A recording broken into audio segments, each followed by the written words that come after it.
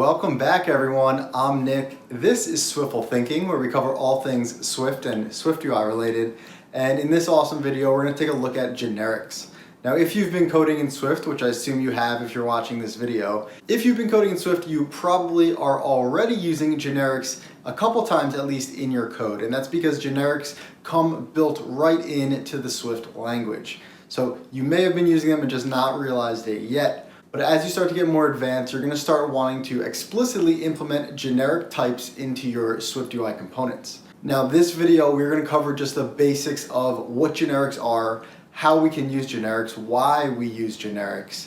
And then the next bunch of videos in this series, we're going to actually start using generics in our code to make custom SwiftUI components, to make custom view builders, and to do all this really cool fancy stuff. But we can't do that stuff until we understand the fundamentals of what generics are and how they work. So with that said, let's jump in Xcode, and we're going to start with just some real simple examples.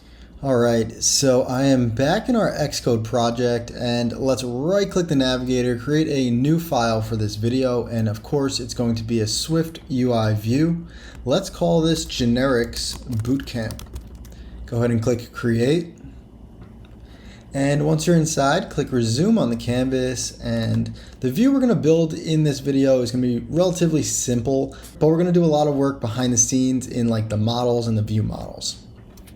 So generics can be a little abstract and hard to understand if you've never used them before. So before we actually get into making one, I want to get into why they're used and how we use them. So I'm going to create a view model to begin. So let's create a class, and we'll call this generics view model. It'll conform to observable object, and we'll open the brackets. And let's initialize that in our view. So we'll do it at state object private var VM, and we'll set it equal to the generics view model. So in here, I'm going to create an at published. Let's call this var data array of type. Let's make an array of string. Let's just set it equal to a blank array for now. And then we're going to create an init, and inside this view model we'll also create a function that says remove data from data array. Open close parentheses, open the brackets. In this function, we're going to very simply call data array.removeAll.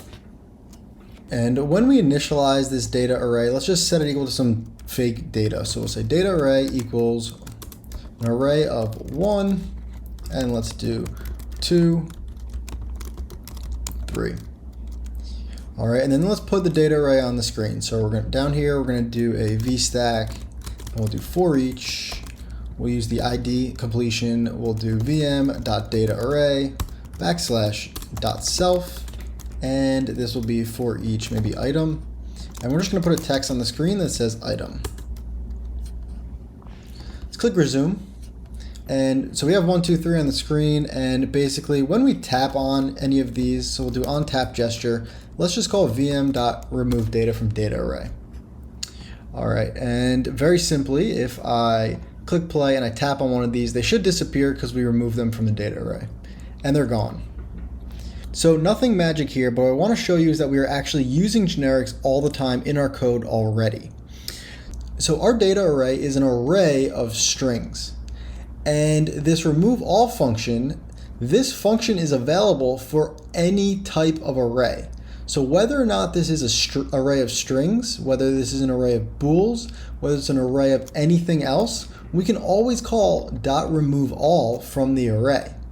So for example, if we change this to an array of bools, and maybe we initialized it with like true, false, true, and then on the screen we put the item.description. If I click resume, we can still get our data on the screen here, but when I click it, it's still going to remove. And we did not have to change this function at all. And that's because an array accepts generic types. So we can put any type inside an array, and then we have all of the rules that an array would have for any of those arrays. So the key here is that we did not have to change this function at all. Whether or not this was an array of strings or bools, whatever it was, we can always use .removeAll, and that's because the array actually accepts generic types. So whatever type we want to put in the array, we always have the same functions for arrays. And likewise, we can always call data array.append. Now, the append method is going to change based on the type, but we'll always have an append method, right? So if we go back to strings, I'm going to Command Z and undo. I can still call data array. I can still call data array.append, except this time it's going to be a string. So this is kind of what generics are and why they're useful, because if we had to create what an array is out of the box, you wouldn't want to create it just for strings. You want to create it for all types. And that's why we use generics. All right, so let's do a hands-on example here. And I'm going to delete all of this because we actually don't need this. And let's delete this for each statement real quick. And just for now, let's just put a text that says hi, so that it builds. And let's create a model outside of here. Let's create a struct, and we're going to call this string model. We'll open the brackets, and every string model is going to have a constant called info. Info will be of type optional string. Then we're going to create a func that says remove info, open close parentheses, and this is going to return us an updated string model, open the brackets, and it's going to return a string model with no info. So if we create a string model with info and then we call remove info, it's going to give us back a blank string model. And because all that's in this function is one line that is return, we also don't even need to include the word return here. All right, so let's just try putting this on the screen. So in the view model, I'm going to do an @published. Let's do it var. We'll call this string model, and we'll set it equal to a string model with info that says hello world. All right, let's put this string model on the screen. So in this text down here, let's do vm.stringModel.info, and it's optional. So if we don't have it, we're going to say no data. Let's click resume. All right, and let's create one function in the view model. Let's create a func. Let's say remove data, open close parentheses, open brackets. And in here, if we call remove data, we're going to set the string model equal to the current string model dot remove info. So again, this is just going to remove and give us a blank string model with no string here. So if we call remove data, this should update to say no data. So on here, we're going to do on tap gesture. We're going to call vm.remove data. Let's click resume. And if I click this, no data. Works perfectly. So again, nothing new here. We've created many models in my courses, and in those courses, we've also updated our models, right? We've created functions in the model that would then update and return us an updated version of that model. So this is nothing new to you. But the question is, what happens if we wanted to do this same struct? So we still wanted to have info and we still wanted to have remove info, but we didn't want it to be a string. We wanted it to be a Boolean. What would we do if we wanted to make this model have Booleans? Well, a beginner would say, let's create another struct. So we could copy this and come down here. We can say bool model. This will be a bool, and this will return us a bool model, and this also will be bool model. And we could have basically the same info here and same remove info. So on the screen, we can do @published var bool model, set it equal to a bool model, and we'll just say true for now. And when we click remove data, we're going to call bool model equals bool model dot remove info. Let's put another text on the screen here. This one's going to be vm.boolmodel.info.description, otherwise no data. Again, let's on tap gesture vm.remove data. We can just put this tap gesture on the V stack so it's on both of them. All right, let's click resume. And now if we click either of these, they both go to no data. So both of them have the same remove info function, except they're two separate models. So this is obviously working and this is okay in our app, but this is obviously not scalable, because if we wanted to do another version where maybe it's not a string or a bool, maybe it's an integer, we would then have to create another struct. So at some point this becomes very repetitive and this is also hard to maintain because we have multiple structs here, right? And then we have to maintain all of these different types of models. So really what we want is a generic model that has info and has a function remove info. And this way the generic model could have any data type here. All right, so I'm gonna remove the white spacing real quick just because I want it to fit on one screen because it's getting like a lot of code, a lot of lines of code here. So let's create another struct. I'm gonna call this one generic model and open the brackets. And here we're gonna say let info and it will be of type. And now we need a type in here. And obviously we can't just use string or we can't just use bool because we want this to be generic type. This way we can use any type we want. So what we do when we create this generic model, we'll actually create it with a type that we will declare in the creation. So here we're gonna say generic model with a custom type, let's say. And now the info is going to be of type custom type, and we'll make it optional. And then we're going to have our same function to remove info, except this is going to return a generic model and a generic model. So down here in our view model, let's create an @published var. Let's call this generic string model. We'll set it equal to a generic model with info, and here we're just going to put hello world as a string. Down below it, we're going to do @published var generic bool model. We'll set it equal to a generic model, and we're going to say true. And now let's put these on the screen. So in here, I'm going to copy these two lines. I'm going to paste two more, and it's going to be generic string model and generic bool model. Sorry, in our remove data, we also want to call generic string model dot equals generic string model dot remove info, and generic bool model equals generic bool model dot remove info. Let's click resume. Now on the screen you can see this new hello world and this Boolean version. Both of these are the same type. It's a generic model, but the type that we're actually passing in is changing. This one's a string and this one's a bool, and yet they both work the same way. So if I click this, obviously it now says no data. So in our actual app, we would never actually need to create or use these string models or these bool models. Instead, we can create this generic model, and every time we create a generic model, it'll accept any type here.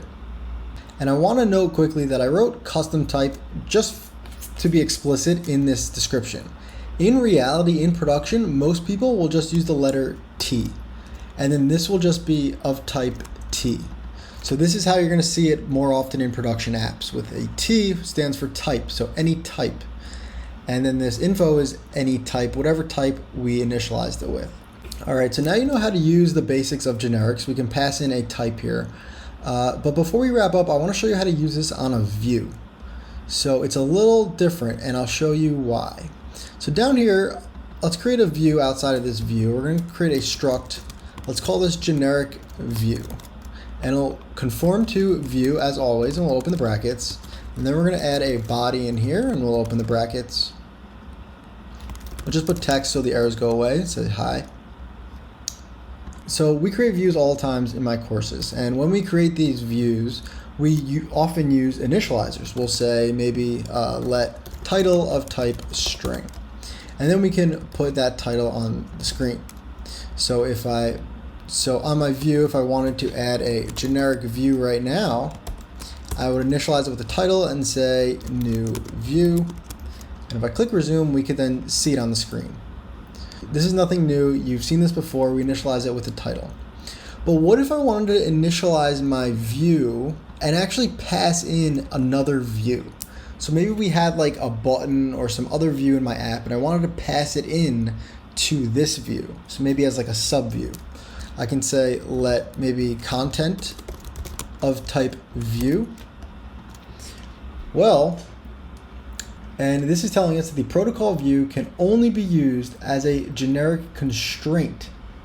So this view is a protocol, which is why we can use it up here. But we can't actually use it as a type when we initialize our view here.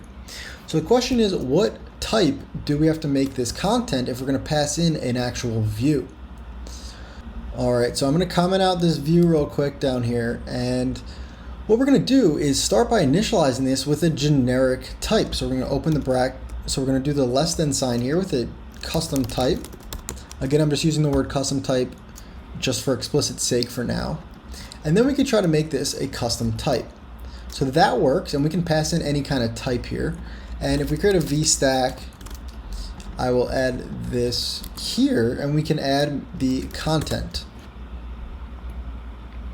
But again, we're going to get an error, and we can't put this content directly on this view here because this custom type, this new type that we are adding, does not conform to view. So in order to actually be a view, it needs to conform to the view protocol. This is what we've used many, many times in all of our views. What we can do is actually define this custom type as any type that conforms to view. So it gets a little confusing here, but this custom type now can only be a view. So before we were passing in any type, and we could pass in strings and bools, but if we tried to pass in a string as this custom type now, it's not going to work. And that's because a string does not conform to view. So if I try to initialize a generic view, it's going to ask me for content and title.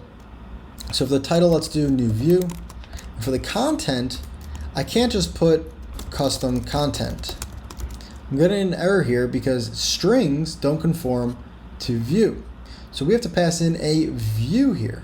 So a view that we usually do is like a text is a view, or a rectangle is a view. So let's just put in a text with this string.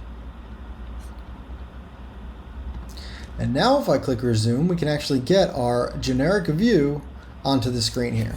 So we can see the new view as well as this custom content, which is actually a view that we're passing in.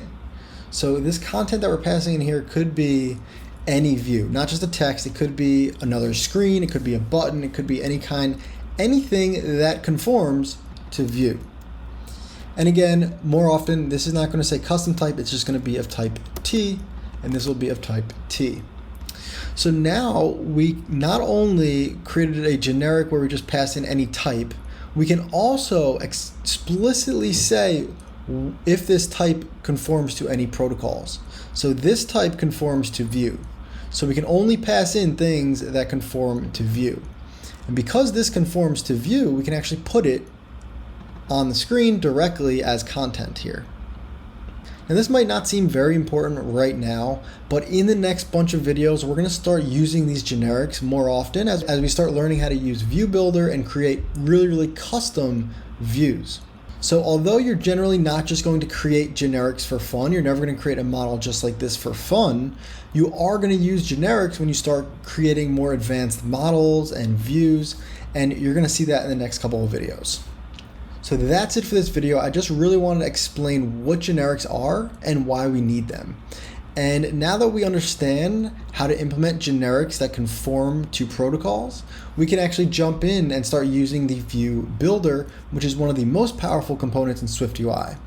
So if you stick around for the next video, I think you're going to be pretty impressed with just how much we can do by adding this to our views.